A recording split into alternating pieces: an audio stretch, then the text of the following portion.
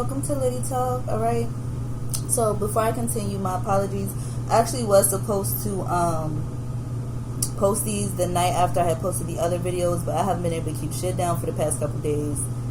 So yeah, I actually should be at work, but last night was fucking horrible, and tonight I just said fuck it, took me some medicine, spiked my tea, called it the motherfucking night. Cause yeah.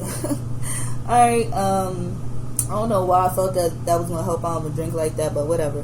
Hopefully I don't stumble over my fucking words, cause yeah, we're not finna do that, or I'm not gonna post it. Anyways, before I continue, of course your rising or ascendant portion of your natal chart is basically how you carry yourself throughout everyday situations, how others may view you within social settings and society's norms, and also can give a brief emphasis on certain physical characteristics that you may have been born with. Alright, so when it comes to physical traits of Cancer, the overall word is like round within their face and body structure. They tend to be like very petite or just average in height. So this is a sign, especially because they are so codependent, that has to be mindful not to comfort eat and things like that, or to easily fall into a depression, because that's something that they're susceptible to as well, especially with their sister sign being Capricorn. So they suffer from or can suffer from the same thing as well, unbalanced. So they can't overeat or undereat, because they tend to gain weight and lose weight very easily. Also when it comes to their facial features, they tend to have very small or delicate features, in a sense, like their eyes tend to be very beady and open, even their nose tends to be small.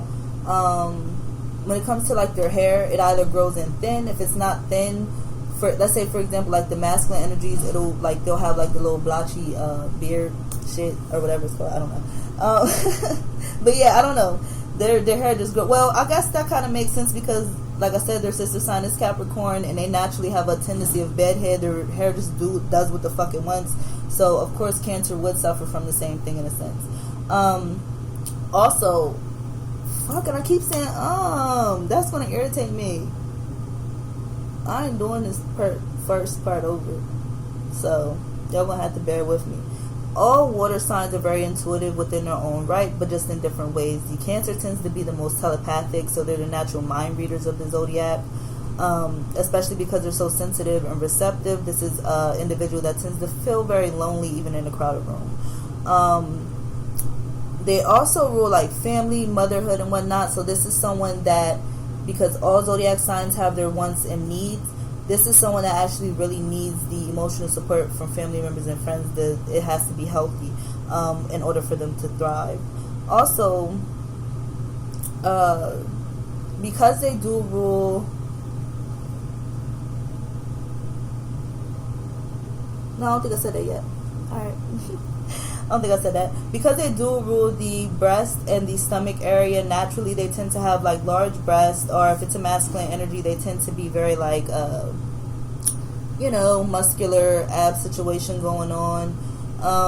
They also tend to be, even though they are the most sensitive out of all three of the water signs, they're actually the most communicative or effective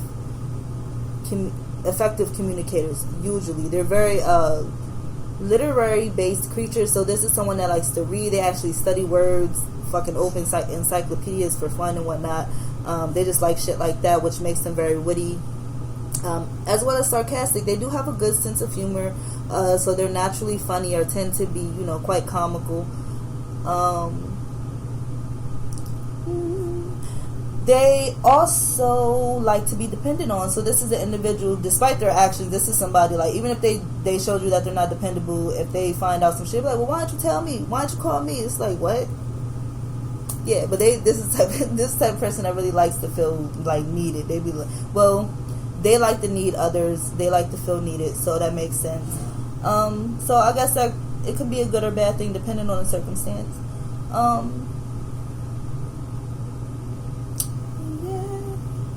Is that it? Oh, no.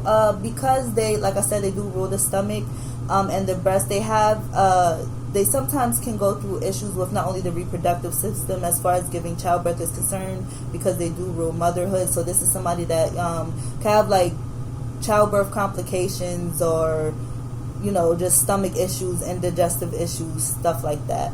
Or even like breast cancer, this is somebody that has to be mindful, you know, of stuff like that as well. Is that all I have?